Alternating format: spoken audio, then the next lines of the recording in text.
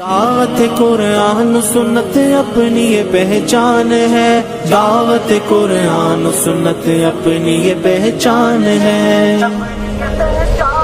داعی ہے احادیث کے قرآن کے قاری، پھیلائیں گے اسلام تمنا ہے ہماری۔ ان الحمد للہ نحمده ونستعینه ونستغفره ونعوذ بالله من شرور أنفسنا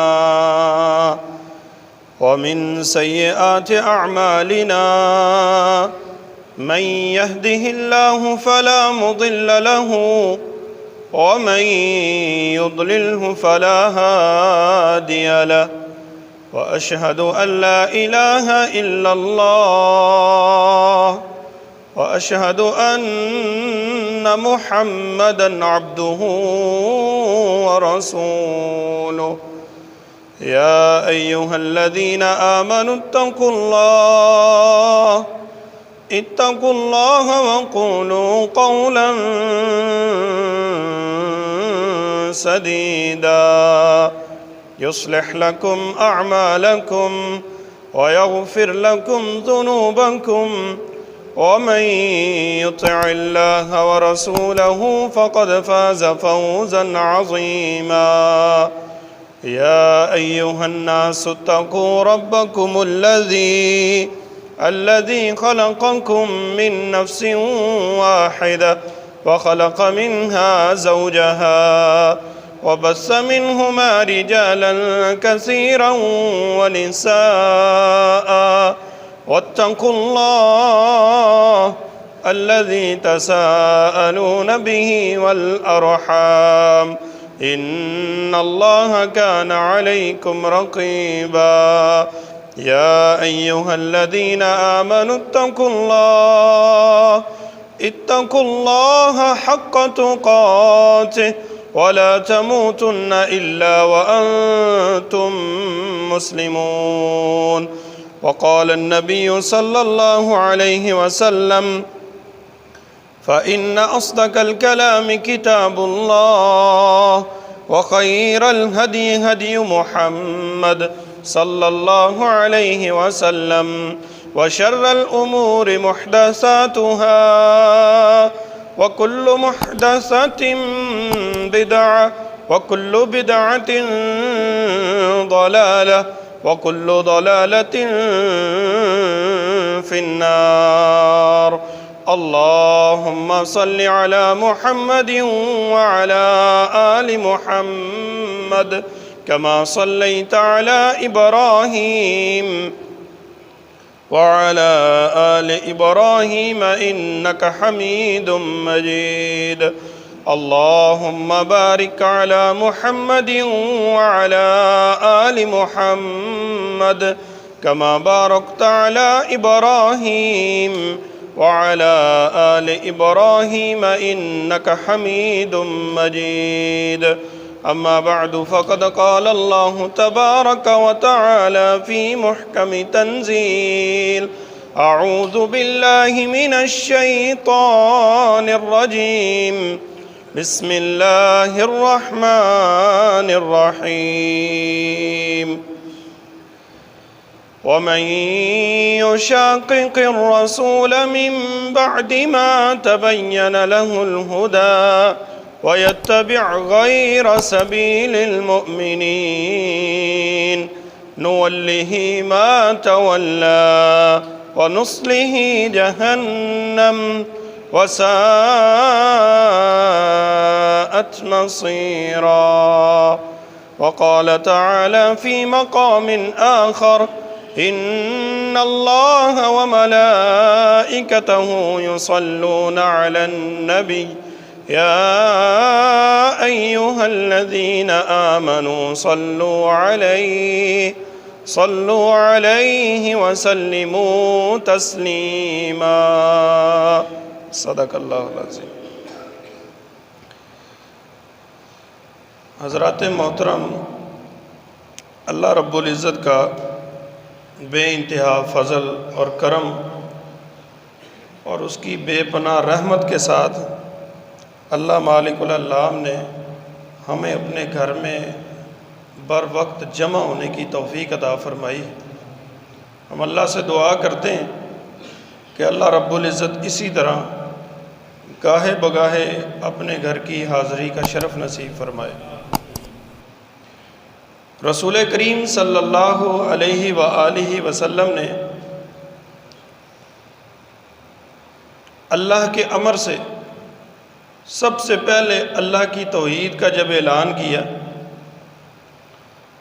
تو اس وقت دو گروہ آپ کے سامنے آئے،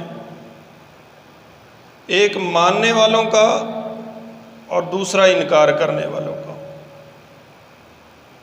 اور تیسرا گروہ جب آپ مدینے ہجرت کر کے گئے تو تیسرے گروہ سے سامنا ہوا جو بظاہر ماننے والے لیکن دل میں نفاق اور نفرت رکھنے والے، یعنی اعلان نبوت کے وقت ایک گروہ وہ تھا جن لوگوں نے آپ کی بات کو بظاہر بھی مانا اور دل سے بھی تسلیم کیا، اور کچھ لوگ ایسے تھے جو آپ کو دل سے تو تسلیم کرتے تھے، آپ کی صداقت کو، آپ کی رسالت کو، آپ کے کمالات کو، لیکن معاشرے کو دیکھتے ہوئے، اپنی چودراہٹ کو، اپنے مال پیسے حسب و نسب کو دیکھتے ہوئے انہوں نے نبی کریم صلی اللہ علیہ وسلم کا انکار کیا۔ مدینے کے اندر صورتحال اس کے بالکل برعکس،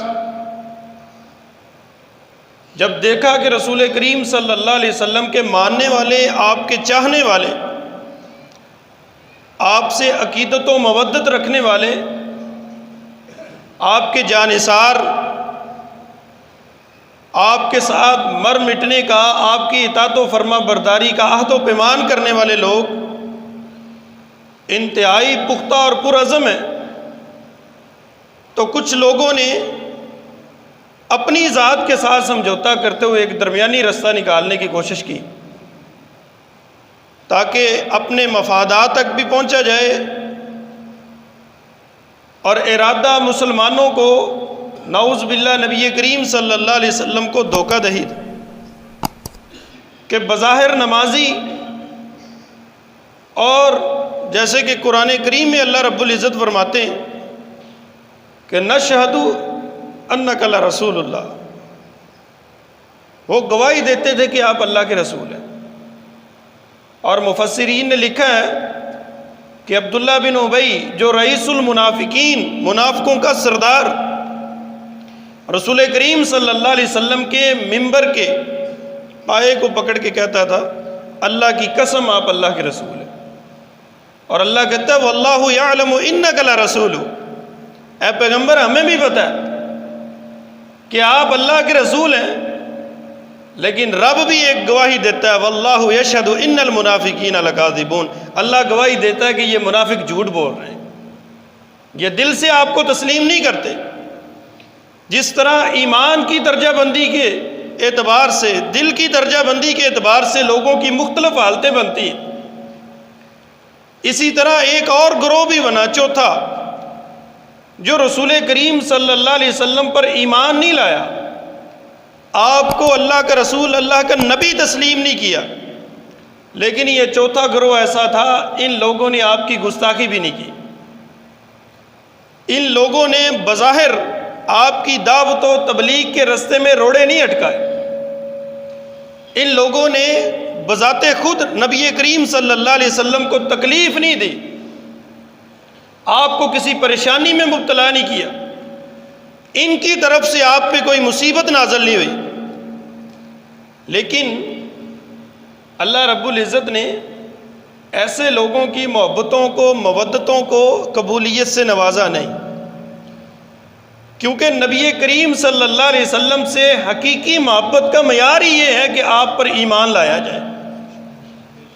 آپ کی بات کو تسلیم کیا جائے، گو بات کو مختصر کریں تو نبی کریم صلی اللہ علیہ وسلم کے ساتھ انسان کے دونوں تعلق بیک وقت ہونے چاہیے، یعنی آپ کی ذات پہ عقیدہ بھی پختہ ہونا چاہیے اور آپ سے عقیدت بھی ہونی چاہیے۔ عقیدت ہو، عقیدہ نہ ہو تو وہ عقیدت کسی کام کی نہیں ہے، اور اگر عقیدہ ہے عقیدت نہیں ہے تو وہ عقیدت کسی کام کی نہیں ہے، وہ عقیدہ کسی کام کا نہیں ہے۔ انسان فوز و فلاح کا مالک اسی وقت بن سکتا ہے جب وہ نبی کریم صلی اللہ علیہ وسلم کی دل سے تعظیم بھی کرتا ہو اور اپنے اعمال، اپنے جوارے سے نبی کریم صلی اللہ علیہ وسلم کی اطاعت و فرما برداری بھی کرتا ہو۔ رسول کریم صلی اللہ علیہ وسلم کے چچا ابو طالب، مولا علی کے والد محترم، نبی کریم صلی اللہ علیہ وسلم کے لیے کیا نہیں کیا انہوں نے؟ ہر مصیبت، ہر پریشانی، ہر تکلیف ابو طالب نے برداشت کی۔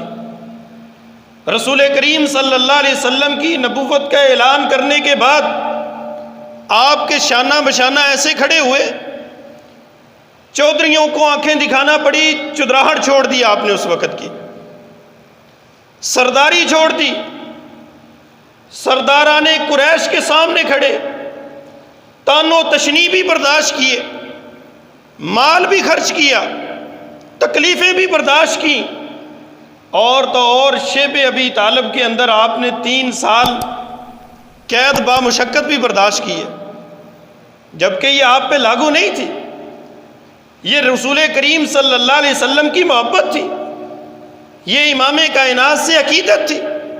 آج بھی ہم میں سے کوئی بھی شخص ابو طالب کی عقیدت کا، رسول کریم صلی اللہ علیہ وسلم سے جو عقیدت تھی اس کا انکاری نہیں ہے۔ محبت تھی، عقیدت تھی، مودت تھی، خیال کیا، ساتھ دیا، تکلیفیں برداشت کی، قربانیاں دی، لیکن نبی کریم صلی اللہ علیہ وسلم پر ایمان نہیں لائے، رسول کریم کا کلمہ نہیں پڑھا، آپ کے عقیدے کو نہیں اپنایا، اپنے آباء و اجداد کے عقائد و نظریات پہ آپ کا آخری وقت آیا، رسول کریم صلی اللہ علیہ وسلم پر ایمان نہیں لائے۔ عقیدت ہے، عقیدہ نہیں ہے۔ رسول کریم صلی اللہ علیہ وسلم فرماتے، صحیح بخاری صحیح مسلم کی حدیث ہے، فرمایا سب سے کم عذاب قیامت کے دن اسی عقیدت کی وجہ سے میرے چچا کو اللہ دے گا۔ اور یہ عذاب کیسا ہوگا؟ فرمایا ان کے پاؤں کے نیچے جمراتانی، جہنم کے 2 انگارے رکھ دیے جائیں گے، اور بعض روایات میں آتا ہے کہ جہنم کی آگ کے جوتے پہنا دیے جائیں گے۔ یغلی دماغہ، فرمایا ان کی حدت حرارت کی وجہ سے ان کا دماغ ایسے کھولے گا، کما یغلی المرجل بالکمکم، فرمایا جس طرح ہڈیاں کے اندر پانی کھولتا ہے اس طرح دماغ کھولے گا۔ یہ سب سے کم عذاب ہے۔ کیا عقیدت کم تھی؟ محبت کم تھی؟ مودت کم تھی؟ کیا قربانیاں نہیں تھیں؟ تکلیفیں نہیں برداشت کی؟ نبی کریم صلی اللہ علیہ وسلم پر آنے والے مصائب کو اپنے اوپر آنے والے مصائب نہیں سمجھا؟ یہ ساری چیزیں ہونے کے باوجود حضرات محترم عقیدت کام نہیں آئی۔ اور دوسری طرف عقیدہ ہو، رسول کریم صلی اللہ علیہ وسلم صحابہ کی مجلس میں تشریف فرمائیں، ایک شخص سواری پہ بیٹھا رسول کریم صلی اللہ علیہ وسلم کا پتہ پوچھتا ہے، کہتا ہے کہ تم میں نئے آنے والے نبی کون ہے جس نے نبوت کا اعلان کیا ہے؟ صحابہ نے رسول کریم صلی اللہ علیہ وسلم کی طرف اشارہ کیا۔ صحابہ کہتے ہیں سواری سے اترا، امام کائنات کے سامنے دوزانو ہو کے بیٹھ جاتا ہے اور کہتا ہے اللہ کے رسول مجھے کلمہ پڑھائیے اور اپنا مرید کر لیجیے۔ اللہ کے رسول نے کلمہ پڑھایا، صحابی رسول کلمہ پڑھتا ہے۔ بعض نے اس روایت کو بیان کیا کہ حج کے موقع پہ یہ معاملہ پیش آیا، اور بعض نے کہا یہ عام ہے، رسول کریم پہ کلمہ پڑھ کے مسلمان ہو جاتا ہے، ایمان لے آتا ہے، رسول کریم صلی اللہ علیہ وسلم کا یہ صحابی بن جاتا ہے۔ اب ایمان لانے کے بعد دوبارہ اپنی سواری پہ بیٹھا، اونٹنی کا پاؤں لڑکھڑایا، زمین پہ گرتا ہے گردن کے بل، وہیں روح پرواز کر جاتی ہے۔ رسول کریم صلی اللہ علیہ وسلم نے فرمایا تم اپنے ساتھی کو غسل دو، کفن دو، اس کا نماز جنازہ میں خود پڑھاؤں گا، اس کا نماز جنازہ میں خود پڑھاؤں گا۔ صحابہ حیران ہے۔ اب آپ بتائیے کہ اس شخص نے، اس صحابی نے نمازیں نہیں پڑھی، ابھی ایک نماز کا وقت بھی نہیں آیا، زکوٰۃ نہیں دی، حج نہیں کیے، جنگیں نہیں لڑی، جہاد نہیں کیا، صرف نبی کریم صلی اللہ علیہ وسلم پر ایمان لایا، آپ کے عقائد و نظریات کو اپنایا، اپنا عقیدہ توحید اور رسالت والا بنایا، اور دل ہی دل میں عزم کیا کہ اب جان جائے گی تو اسی عقیدے پہ جائے گی۔ عمل کی توفیق ملی یا نہیں ملی، اس کا عقیدہ صحیح تھا، اللہ نے اس کو جنت دے دی، اللہ نے اس کو صحابی رسول بنا دیا۔ نبی کریم صلی اللہ علیہ وسلم اس کا نماز جنازہ خود ادا کر رہے ہیں۔ اور بعض روایات میں آتا ہے کہ رسول کریم جب جنازے کے لیے جا رہے تھے، آپ اپنے انگلیوں، پاؤں کی انگلیوں کے بال پاؤں کے سینے پہ چل کے جا رہے۔ صحابہ کہتے ہیں اللہ کے رسول وجہ؟ فرمایا اللہ نے اس کے نماز جنازہ میں اتنے فرشتوں کو نازل کیا ہے کہ پاؤں رکھنے کی جگہ نہیں ہے۔ حضرات محترم، عقیدت ہو، ساتھ عقیدہ بھی ہو۔ آپ اگر عقیدہ رکھنا چاہتے ہیں، عقیدہ توحید ہو، نبی کریم صلی اللہ علیہ وسلم، جیسے کہ بعض لوگوں کا عقیدہ بڑا پختہ ہے توحید کے معاملے میں، ہیں جی، بدعات خرافات کے معاملے میں، لیکن بسا اوقات وہ اپنے عقیدے کی تشہیر کرتے ہوئے، بسا اوقات وہ اپنی باتوں کو بیان کرتے ہوئے نافرمانی والے، گستاخی والے زمرے میں چلے جاتے ہیں۔ یاد رکھیے، یہ ہمارے عقائد، نظریات، یہ توحید، یہ ساری چیزیں رسول کریم صلی اللہ علیہ وسلم کی معرفت کے ساتھ ہیں۔ میں یہ اکثر یہ کہتا ہوں، لوگ کہتے ہیں نا کہ آپ مانتے نہیں ہیں کسی کو، ہم کہتے ہیں ہم نے تو ایسا مانا ہے۔ لوگ کہتے ہیں پیار نہیں کرتے، محبت نہیں کرتے، ہم کہتے ہیں ہم نے تو رسول اللہ سے ایسی محبت کی ہے، ہم نے تو بیت اللہ کو قبلہ بھی رسول اللہ کے اشارے پہ مانا ہے، بیت اللہ کو قبلہ بھی رسول اللہ کے اشارے پہ مانا ہے، ہم نے رب کو پہچانا ہے رسول اللہ صلی اللہ علیہ وسلم کی معرفت سے۔ آپ نے بتایا، آپ نے سکھایا، آپ نے سمجھایا، توحید اس کو کہتے ہیں، تو ہم نے رب کو پہچانا۔ حضرات محترم، نبی کریم صلی اللہ علیہ وسلم کی عقیدت اور مودت کے بغیر کوئی بندہ جنت میں جا سکتا ہے؟ کسی بندے کا ایمان کامل ہو سکتا ہے؟ سیدنا فاروق اعظم رضی اللہ تعالیٰ عنہ، رسول کریم کے ہاتھ میں ہاتھ، آپ چل رہے ہیں، فرمایا عمر میرے ساتھ کتنی محبت کرتے ہو؟ فرمایا اللہ کے رسول دنیا کی ہر چیز سے بڑھ کے آپ سے محبت کرتا ہوں، حتیٰ کہ اپنی اولاد، اپنے مال سے بڑھ کے آپ سے محبت کرتا ہوں، سوائے اپنی جان کے، سوائے اپنی جان کے۔ آپ نے فرمایا عمر ابھی تک ایمان کامل نہیں ہوا، ابھی تک ایمان کامل نہیں ہوا۔ فرمایا اللہ کے رسول پھر گواہ بن جائیے، آج کے بعد اپنی جان سے بڑھ کے محبت کروں گا۔ فرمایا الآن مسلمہ، اب عمر اب تو کامل مومن بنا ہے، اب تو کامل مسلمان بنا ہے۔ رسول اللہ کی محبت کے بغیر بھی کسی کا گزارا ہو سکتا ہے، لیکن ہم جو لوگوں کو بتانا چاہتے ہیں حضرات محترم، صرف عقیدت نہیں، عقیدہ بھی ہونا چاہیے۔ آج کل لوگوں کو مدینے سے عقیدت ہے، مدینے والوں سے عقیدت نہیں ہے، مدینے کی گلیوں سے محبت ہے، مدینے والے لوگوں کے عقائد سے محبت نہیں ہے۔ آج کل لوگوں کو مدینے کی خاک کو خاک شفا کہتے نظر آتے ہیں، لیکن مدینے والوں کے عقائد و نظریات سے محبت کرنے والے نظر نہیں آتے۔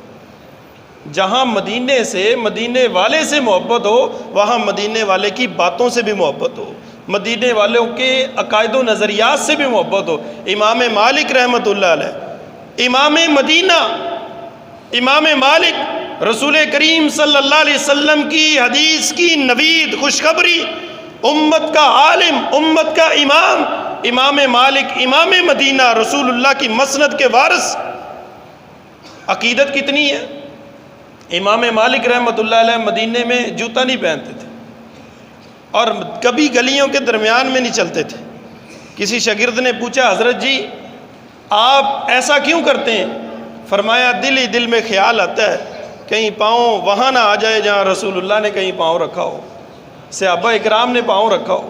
یہ مدینے کا ادب ہے، یہ میرے نبی کا ادب ہے، یہ عقیدت ہے رسول کریم صلی اللہ علیہ وسلم سے، اور یہی امام مدینہ، یہ عقیدت تھی اور عقیدہ یہ تھا کہ اپنی مسند پہ بیٹھے ہوئے رسول اللہ کی قبر مبارک کی طرف اشارہ کر کے کہتے تھے لوگوں دنیا میں ہر بندے کی بات کو چیلنج کیا جا سکتا ہے سوائے اس قبر والی شخصیت کے، ساری دنیا کو جھٹلانے کا جذبہ ہو، ساری دنیا کو ٹھکرانے کی تمہارے اندر ہمت ہو سوائے اس قبر والے محمد رسول اللہ کی بات کے، جب اس کی بات آ جائے پھر کائنات میں کسی کی بات نہیں چلتی۔ یہ عقیدہ ہے، عقیدہ بھی ہے عقیدت بھی ہے۔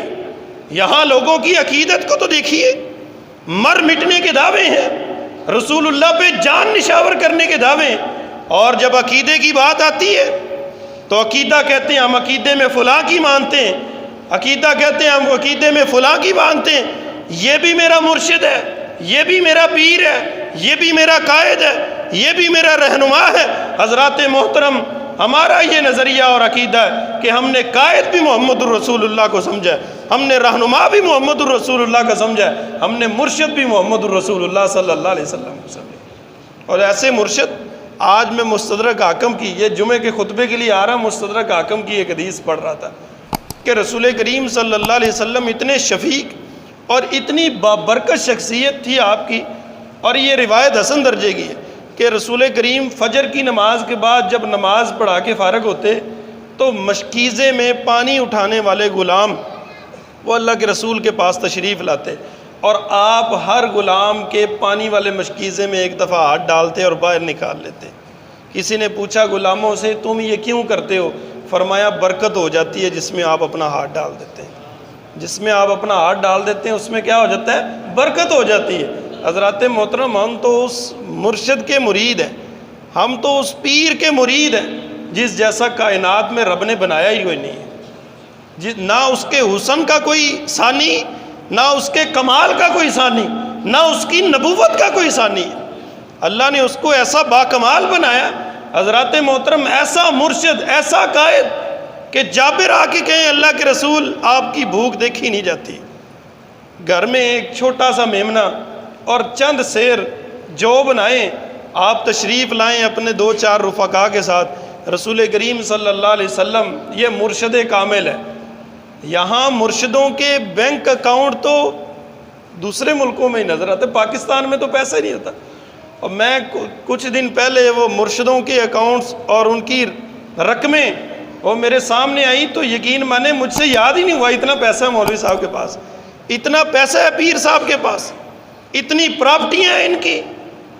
اور یہاں ہمارے نبی کریم صلی اللہ علیہ وسلم جو ساری کائنات کے مرشد ہیں، کیا چھوڑ کے گئے؟ تلواریں، اور بتا کے گئے امت کو کہ حقیقی مرشد صرف خانقاہ تک نہیں ہوتا، میدان جہاد تک بھی ہوتا ہے، وہ دنیا کا قائد ہوتا ہے، دنیا پہ حکومت کرنے والا ہے، لا کے دنیا کے مال کو ہڑپنے والا ہوتا ہے، دنیا کو سمجھانے، قربانیاں دینے والا، خون بہانے والا امت کے لیے، اپنا خون، مبارک خون نبی کریم صلی اللہ علیہ وسلم نے اس دین کے لیے پیش کیا۔ ہم نے کیا پیش کیا؟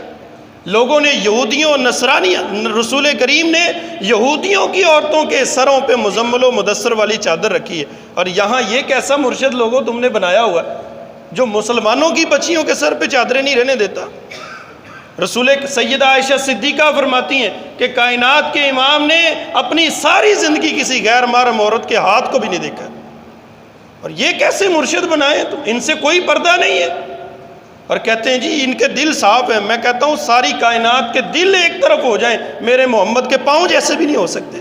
تم دل کی بات کرتے ہو، دل کی بات مثال دینا تو میری جرت اور ہمت ہی نہیں ہے، میری اوقات ہی نہیں ہے کہ میں رسول اللہ کے دل کی مثال دوں، اور ان کے دل رسول اللہ سے صاف ہے۔ تم نے جن کو اپنا قائد، رہنما اور مرشد مانا ہوا ہے، اور بے مرشد ہمیں کہتے ہو جس نے وہ مرشد مانا ہے کہ کائنات میں اس کا ثانی کوئی نہیں ہے، کہ آدم سے لے کے عیسیٰ پیغمبر تک سارے صفوں میں کھڑے امام کے انتظار میں، اور جبریل کندھوں سے پکڑ کے جس کو مصلی امامت پہ کھڑے کرتے ہیں وہ اہل حدیث کا قائد اور امام ہے۔ حضرات محترم، آئیے رسول کریم صلی اللہ علیہ وسلم کے بیعت ہو جائیے، جیسے صحابہ کہتے ہیں نا بایعنا رسول اللہ، ہم نے رسول اللہ کی بیعت کی، آئیے نبی کریم صلی اللہ علیہ وسلم کی بیعت کریں، چھوڑ دیجئے ساری بیعتیں۔ جس نے رسول اللہ کی بیعت کر لی قیامت کا دن ہوگا، اللہ کے رسول فرماتے ہیں جب سارے اپنے نفس، ربی نفسی ربی نفسی، میرے ہاتھ میں لواء الحمد ہوگا، اللہ کی تعریف کا جھنڈا، اور مومن میرے جھنڈے تھلے جمع ہوں گے۔ یہ نیلے پیلے جھنڈے نہیں. آج اسی لیے تو ہم کوئی جھنڈا نہیں لگاتے، کیونکہ ہم نے جس جھنڈے کے نیچے جمع ہونا وہ محمد رسول اللہ صلی اللہ علیہ وسلم کا جھنڈا ہے. اس لیے ہم یہ تکون، یہ پیلے، یہ معصفر، یہ نیلے پیلے جھنڈوں کو نہیں مانتے. ہم جس جھنڈے کو مانتے وہ نبی کریم صلی اللہ علیہ وسلم کے لواء الحمد والا جھنڈا ہوگا. حضرات محترم، رسول کریم صلی اللہ علیہ وسلم سے عقیدت اگر رکھنی ہے تو عقیدہ بھی صحابہ جیسا ہونا چاہیے. عقیدت اور عقیدہ دونوں ساتھ چلنے چاہیے. سیدنا فاروق اعظم رضی اللہ تعالیٰ عنہ کی اس حدیث سے عقیدت بھی سمجھ آتی ہے اور عقیدہ بھی سمجھ آتی ہے. عبداللہ بن سرجس بیان کرتے ہیں، رأیت عمر بن الخطاب یقبل الحجر واللہ انی لاقبلک وانی اعلم انک حجر وانک لا تضر ولا تنفع ولولا انی رأیت رسول اللہ قبلک ما قبلتک. عبداللہ بن سرجس کہتے ہیں، صحیح بخاری مسلم کی حدیث ہے، متفق علیہ روایت ہے، فرمایا میں نے جناب فاروق اعظم رضی اللہ تعالیٰ عنہ کو حج کے موقع پہ حجر اسود کو بوسہ دیتے ہوئے دیکھا.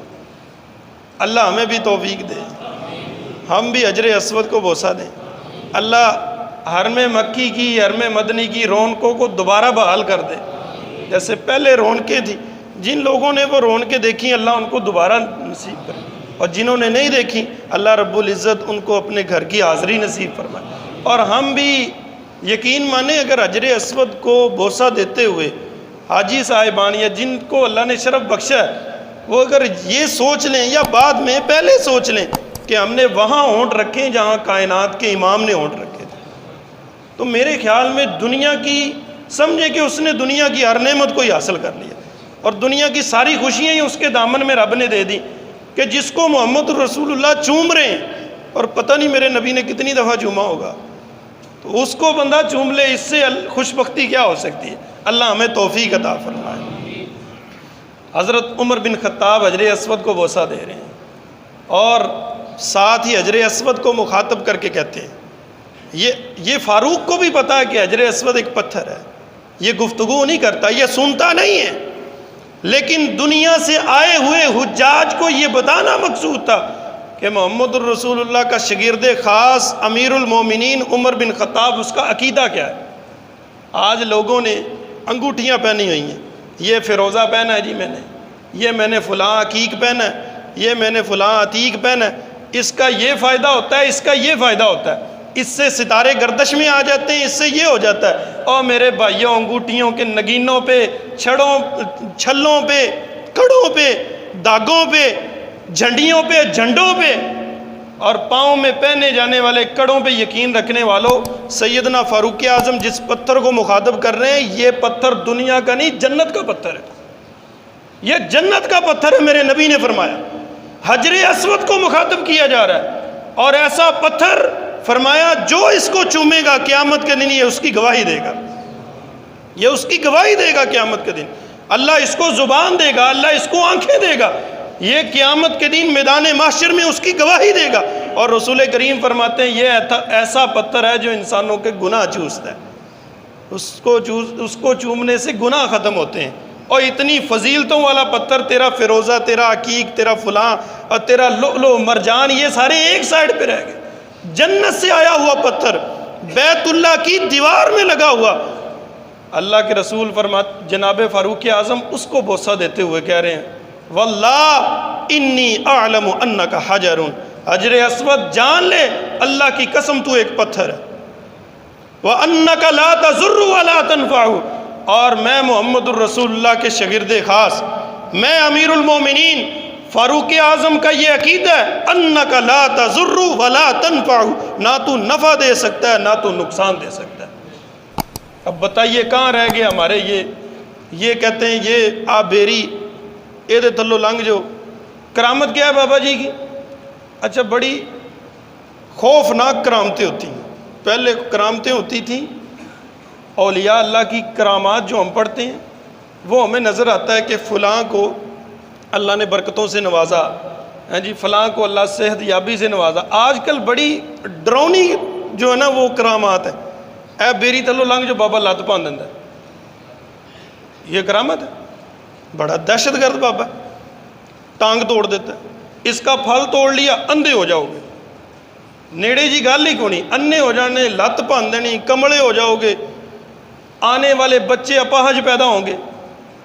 یہ کرامات ہیں, یہ کرامتیں بیان ہو رہی ہیں حضرات. یہ کیسی کرامات ہیں؟ ہم ولیوں کے ہم بھی ماننے والے اللہ کے ولیوں کو.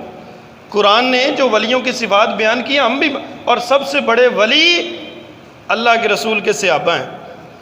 سب سے بڑے ولی اللہ کی زمین پہ رسول اللہ کے صحابہ ہیں. اور مجھے بتاؤ, تم ساری دنیا کے بابے گاجے اکٹھے کر لو, میرے بلال کے پاؤں کے تلوے کے برابر بھی ہو سکتے ہیں.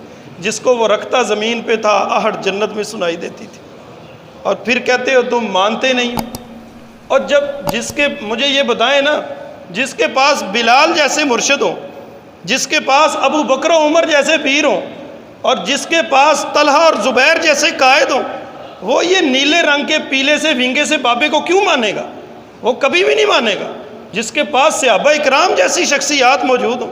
حضرات محترم, صحابہ کی نقالی کیجئے, کیونکہ اللہ نے کہیں نہیں کہا کہ فلاں کے پیچھے لگو, فلاں کے پاس جاؤ, فلاں کی طرف جاؤ, فلاں نسبت ہونی چاہیے. اللہ نے کہا ان آمنوا بمثل ما آمنتم به فقد اهتدوا.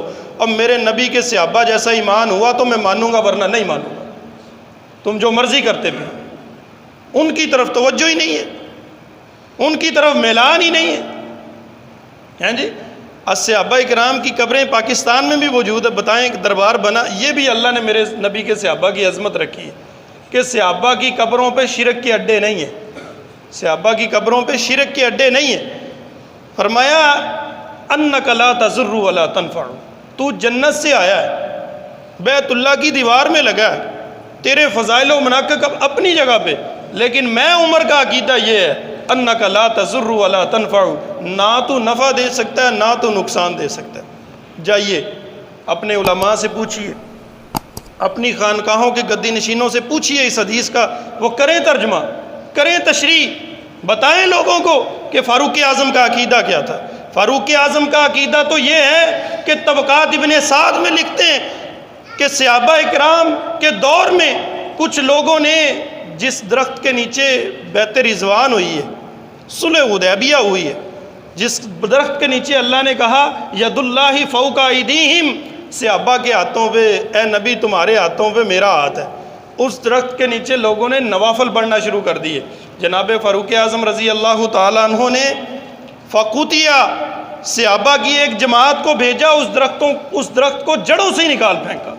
فرمایا آج تم یہاں نفل پڑھتے ہو, کل لوگ اس کی عبادت کرنا شروع کر دیں گے, کل لوگ اس کو پوجنا شروع کر دیں گے. صحابہ کا یہ عقیدہ ہے, صحابہ کا یہ نظریہ ہے. اور یہاں تو لوگ جوہڑ نالوں کے گندے کھالوں کے پانی پیتے ہیں. اور میں نے اگلے دن ایک دوست نے یہاں کئی ڈونگے سے میرے خیال ویڈیو بھیجی, کچھوا شاہ, وہ کچھوا بھی شاہ ہے, کمال ہو گئی. وہ جس پانی میں رہتا ہے لوگ وہ پانی پیتے, کچھو گما شاہ بناتا پھڑ کے, اور پھر کہتے ہیں اسی گستاخ, اسی گستاخ, ہم گستاخ ہیں. اور تم آل رسول کے ساتھ یہ مذاق کرو کہ تم نے کبھی کسی کو سید بنا دیا, کبھی کسی کو سید بنا دیا.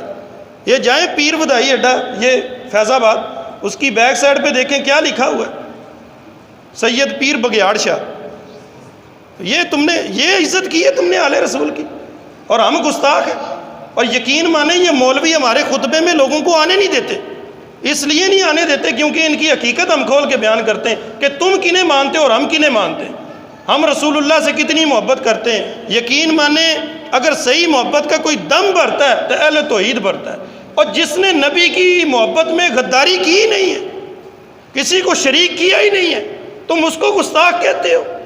اور تعجب ہے ان لوگوں پہ جو لوگ کہتے ہیں انہاں نہ سلام لین نہ نکاح ٹوٹ جاتا ہے, انہاں دا جنازہ پڑھیا نکاح ٹوٹ جاتا ہے. کمال نہیں ہو گئی؟ گستاخیاں کرو تم, آل رسول کا مذاق اڑاؤ تم, مرشد اور قائد دنیا کی ہر چیز کو بناؤ تم, سجدے کرو پیروں کو, قبروں کو تم, جھنڈیوں جھنڈوں کو تم پوجو, اور گستاخ ہم ہیں.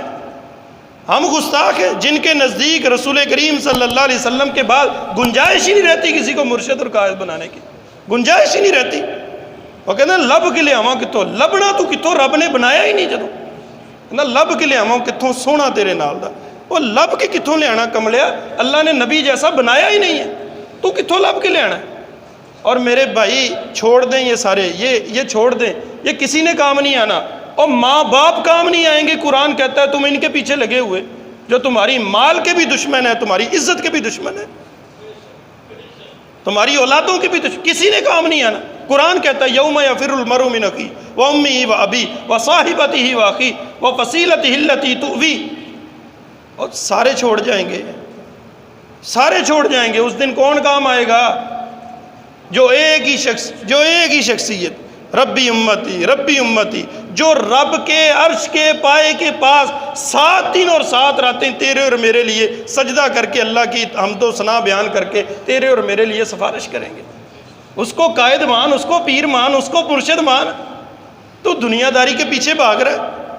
ہیں جی، نبی کریم صلی اللہ علیہ وسلم کے در اقدس پہ جب آپ صلی اللہ علیہ وسلم دنیا میں موجود، رسول کریم صلی اللہ علیہ وسلم کے پاس تو مانگنے والا آتا۔ سیدہ عائشہ فرماتی ہیں رسول اللہ نے روزہ رکھا ہوا ہے، میں نے توشہ دان میں ہاتھ ڈالا، 2 کھجوریں نکلیں۔ اللہ کے رسول صلی اللہ علیہ وسلم نے روزہ رکھا ہوا ہے، میں نے مانگنے والی کو کہا کہ رسول اللہ نے روزہ افطار کرنا ہے، تو اللہ کے رسول صلی اللہ علیہ وسلم نے آواز دی عائشہ یہ کھجوریں اس کو دے دو، میں آج بھی پانی سے ہی کھول لوں گا۔ اور یہاں کہتے ہیں آن دو، اور جو بچ جائے تبرک۔